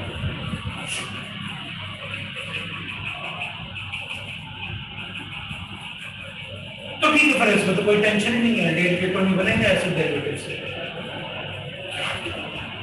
और जो एनडीए कीटोन से रिएक्ट नहीं करेंगे वो एस्टर से रिएक्ट करेगा ही नहीं। एस्टर से क्यों नहीं करेगा? उसका एनडीए कीटोन से क्या रिलेशन है? तो अपन कहेंगे भैया एक बात बताओ, एल्डिहाइड कीटोन में अगर वो इस डेल्टा पॉजिटिव चार्ज को नहीं तोड़ पा रहा है, अटैक करके रेट नहीं कर पा रहा है, इससे कैसे करें? इसका तो डेल्टा पॉजिटिव चार्ज खत्म ही समझो ऑलमोस्ट। क्यों? इजोमेरिक में एस्टर की रिएक्टिविटी तो एल्डिहाइड कीटोन से कम हो,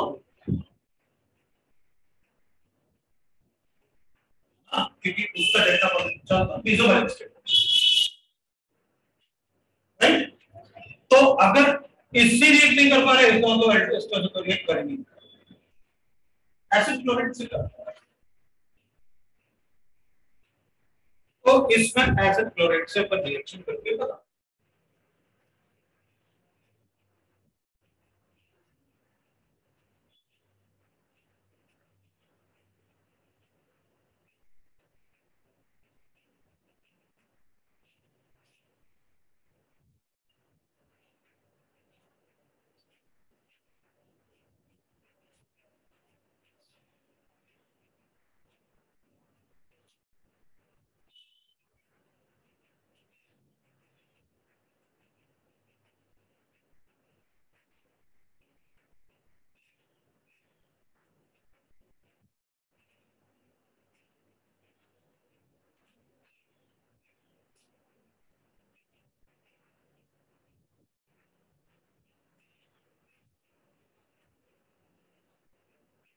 स्क्रीन थोड़ा ब्लर है, मुझे लगता है इसकी वजह से आपको लिखा ना, इसका ऐसे ब्लर दिख रहा है। सेट कर सकते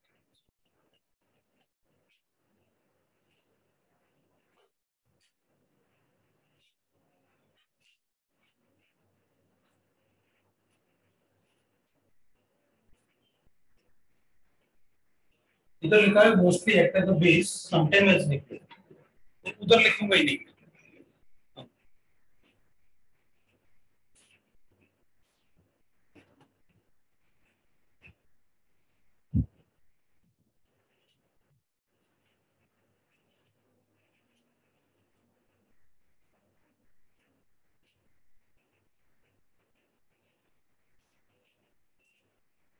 अगर अपने पास ऐसे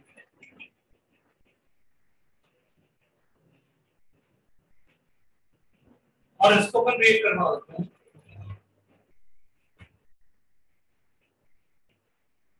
आर एल आई से तो प्रोडक्ट क्या बनेगा, आर एफ जी से प्रोडक्ट क्या बनेगा, R two C O L I से अगर रेट करेंगे तो प्रोडक्ट क्या बनेगा, और आर टू सी डी से रेट करेंगे तो प्रोडक्ट क्या बनेगा।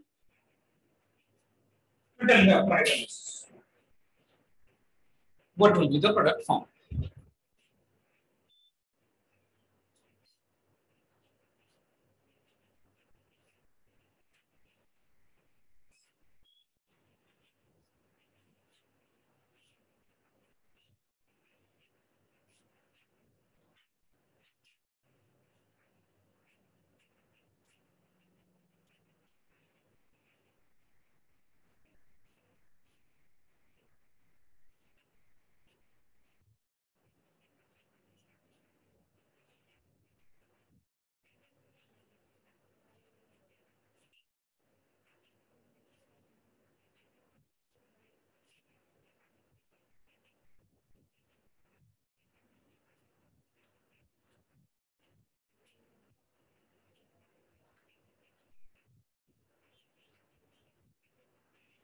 तो ये दोनों तो एक जैसे रिएक्शन है, इसका प्रोडक्ट होगा CH3COH और इधर R और इधर CH2, इधर CH2, इधर COH और R। अगर आप इसको लिमिट करोगे, सपोज आपने कहा इसका 2 ही मोल्स लिया, आप R बता दो फिर बता दो, या एक ही मोल रिएक्ट करेगा तो फिर किससे रिएक्ट करेगा,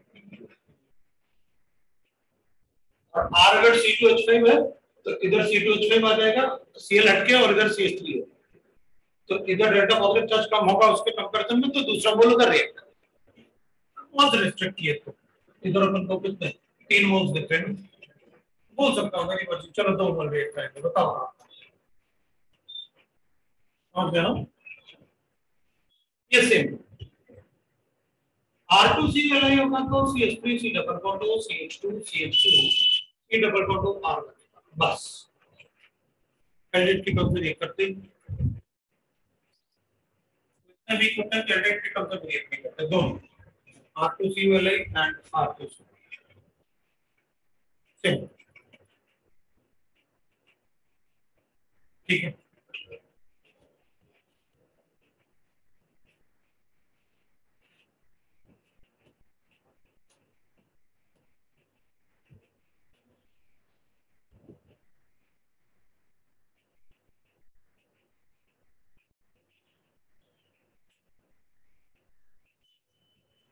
अब बाकी रिएक्शंस में ये आपका ऑर्गेनोमेटेरियल कंपाउंड्स था, अब मैं लिख सकता है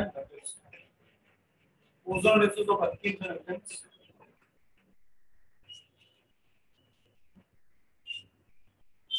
alkynes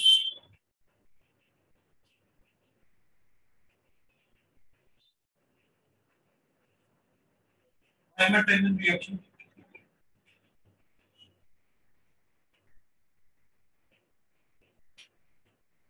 addition of water and alkynes, in alkynes मैंने लिखा था ना कि ये कॉम्बिनेशन सिर्फ एल्काइंस में वाटर के एडिशन के लिए यूज होता है, तो कैटेगराइज करके पड़ेगा, इवन इन हाइड्रोबोरेशन भी मिलेगी, अगर एल्काइंस है तो एक दफा तो ट्राई कर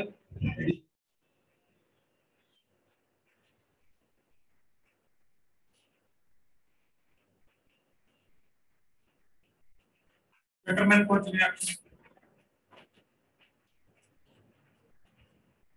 Fetterman Koch reaction अपन क्या करते हैं, बेंजीन होता है, इसको CO प्लस HCl लेते हैं और उसके बाद ये CO3 के साथ हीट करते हैं तो रिलेट डन करते हैं।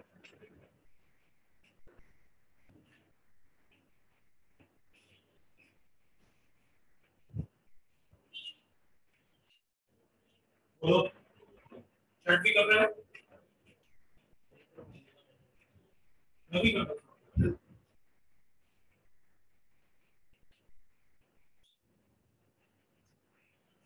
बंद तो करते हैं तो ओपन कर देगा।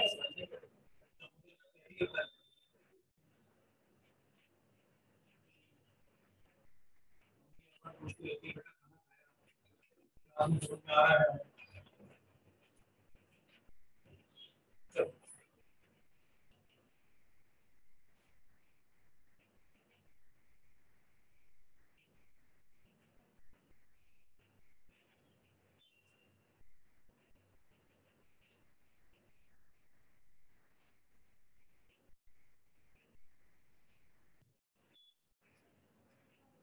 बाकी मतलब जैसे प्रॉपर 300 डिग्री सेंटीग्रेड का अकाउंट को हीट करोगे तो भी डिहाइड्रोजनेशन होता है। फिर डिग्री एक बार डिहाइड्रेशन हो जाता है। उससे फिर ऐसे तो उतना कुछ सोचते जाएंगे राइट।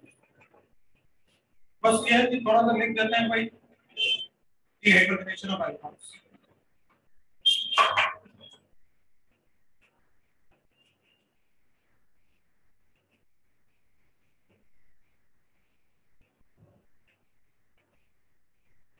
ऐसा मतलब कुछ रिएक्शन तो अब properties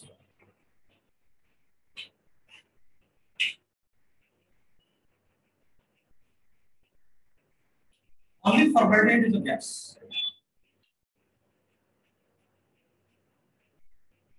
and then up to ketone up to C13 or liquids or rest of gases, rest of solids, formaldehyde is gas।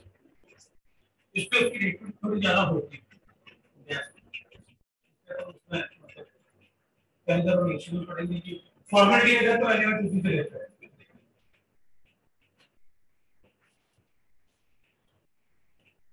Boiling point will be directly proportional. Boiling point discuss करने की जरूरत है बल्कि master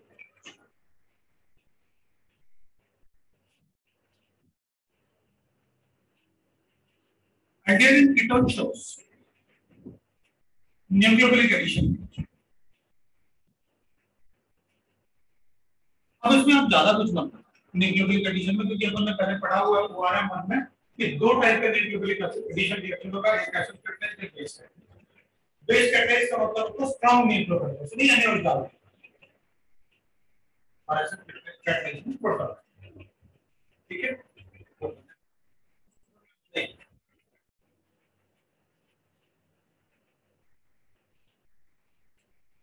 reactivity of anti-nucleus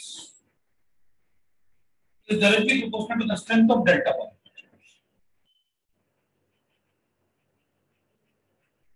on carbon atom of carbon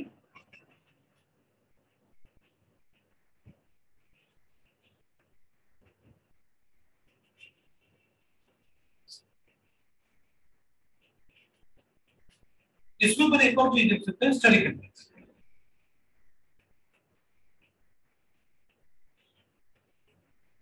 hindrance in carbonyl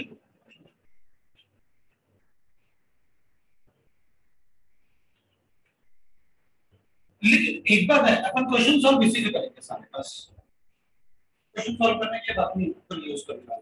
हाँ reason में आप लिखवाओगे तो मैं लिख दूंगा कि हाँ हाँ उस पर भी डिपेंड करेगा लेकिन उसका रोल नहीं है।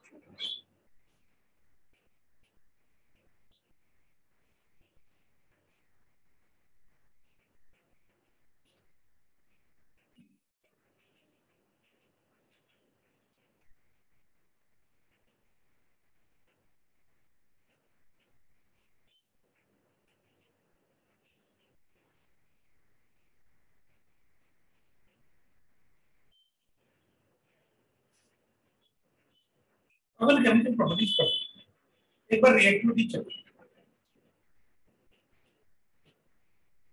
Decreasing order of of A of the first.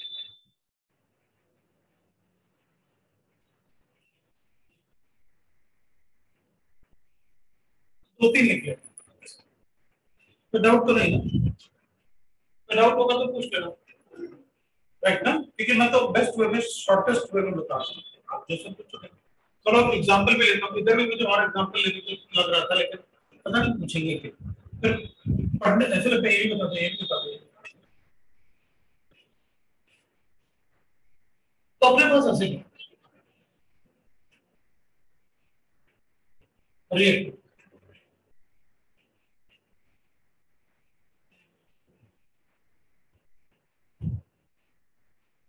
React तो इसका आंसर लिख दो, तो इसमें अपन मतलब ऐसे ठीक है, अपन मतलब ऐसे 1 2 3 4 लिख दो,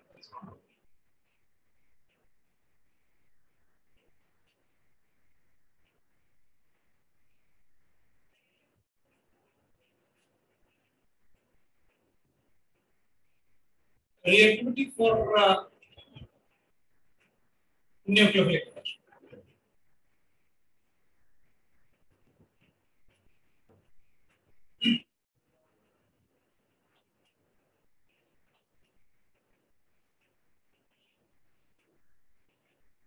हाँ तो अपन उसको पहले उसका आंसर लिख लेते हैं, फिर तुम लोग ये बताओ उसका आंसर क्या लिखें, 2 2 1 3 तो 2 ज्यादा होगा, फिर 1 होगा, फिर 3 होगा, फिर 4 होगा, ये काउंट इज वेरी स्टेबल, ठीक है सही है। अब मैं रिएक्टिविटी लिख रहा हूँ एक बार, न्यूक्लियोफिलिक एडिशन, राइट ना, तो अपन लिखेंगे भाई देख मेरे पास ऐसे इसको भी कर,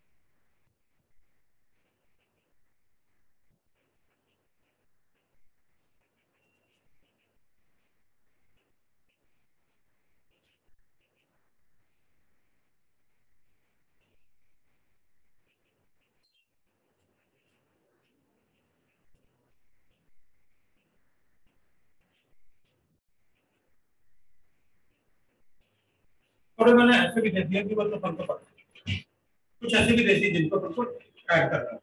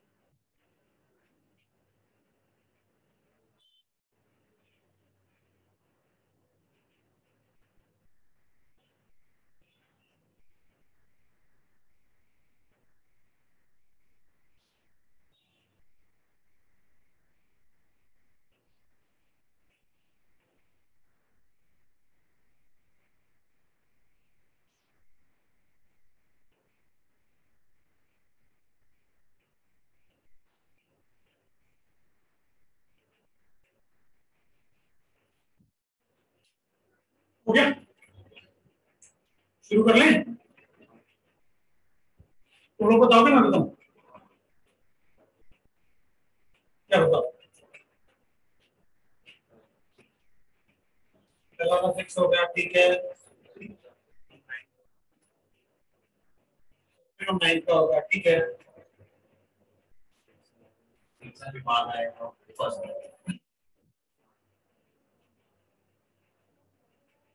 चलिए पेपर ना लिख लेते हैं। सबसे पहला वाला 1, तो 6 वाले में कोई डेल्टा पावर बढ़ाने वाला नहीं है ना, इसका तो माइनस ही ज्यादा होता है ना, माइनस इधर तो डेल्टा पावर इससे ज्यादा रिएक्टिविटी थोड़ी होगी।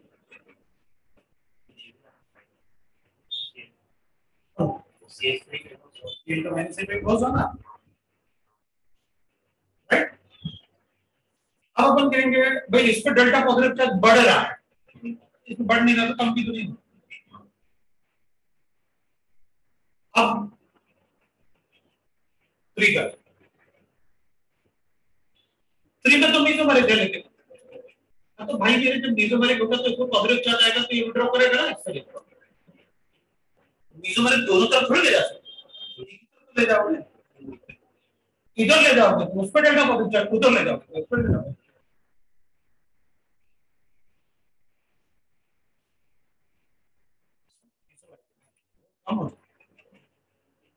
ये तो भी बहुत कम, इसका भी बहुत कम।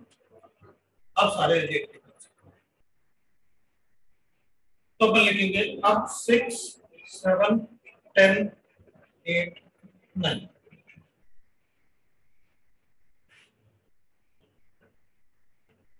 इनमें इसका लीडिंग ग्रुप देखो। अच्छा लीडिंग क्रिटिक इसका होगा जिसका असर स्ट्रक्चर इसका होगा वाटर, फिर अल्कोहल और फिर अल्कोहल। वाटर कहाँ 5, फिर अल्कोहल कहाँ,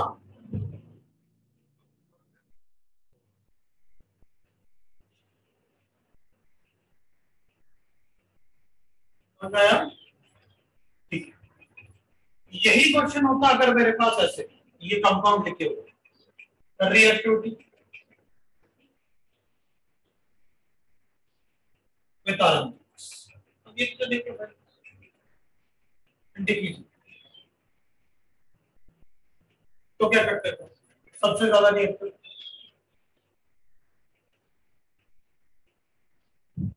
आयन की तरह से अटैक करेगा, तो रिएक्टिविटी ऑर्डर सेम होगा या कोई चेंज करो? आयन की बोलो बोलो तो ऐसे तुम लोग तो ऐसे जमाना जैसे मतलब सेम होगा ना, क्योंकि यहाँ तो एसिड बेस रिएक्शन हो ही नहीं सकता।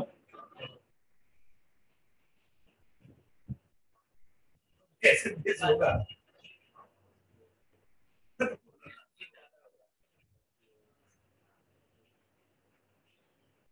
ठीक है ना? ये OH और ये NH, इनके तो एसिड बेस बताने पड़ेंगे, राइट ना? ठीक है, तो नहीं होगा क्या ना, जैसे एक कंपाउंड में जैसे एडवांस वगैरह में तो वहाँ 2-3 साइड दिखते हैं, तो डिसाइड कैसे करें कहाँ करेंगे ना, पता है कैसे देखते हैं? तो इसका अगर एक लिखेंगे तो सबसे ज्यादा 5, फिर 4, उसके बाद बाकी सबसे, ठीक है, बाकी तो वैसे पेश करो, राइट?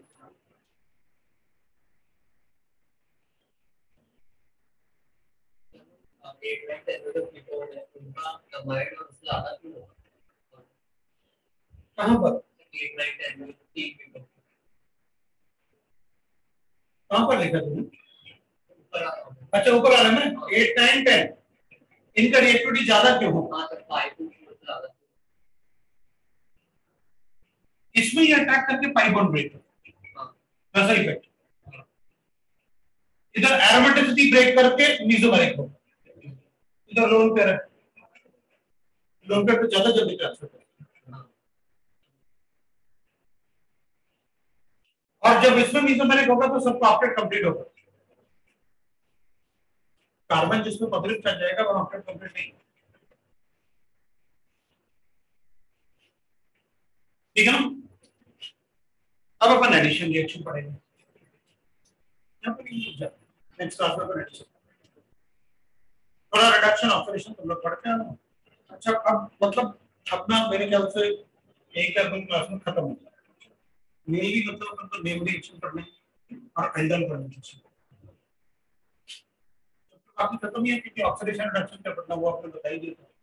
और ऑक्सीडेशन रिडक्शन के अलावा टेस्ट भी आपने सारे करवाई दिए थे एलडीएल के। रेडिक्स सॉल्यूशन है ना, और लेकिन कंट्रोल नहीं लेकिन करवा दिया। तो इसके खत्म होने के बाद ऑलमोस्ट आप बता देना फिर कौन सा चैप्टर पढ़ना है क्योंकि मेरे हिसाब से खत्म हो जाएगा।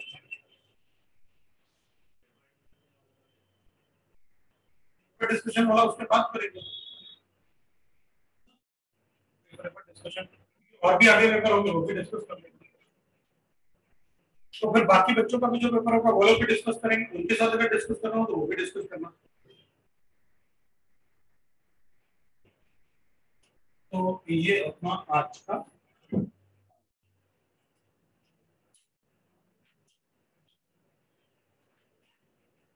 हमारा तो फिजिक्स का क्लास होगा।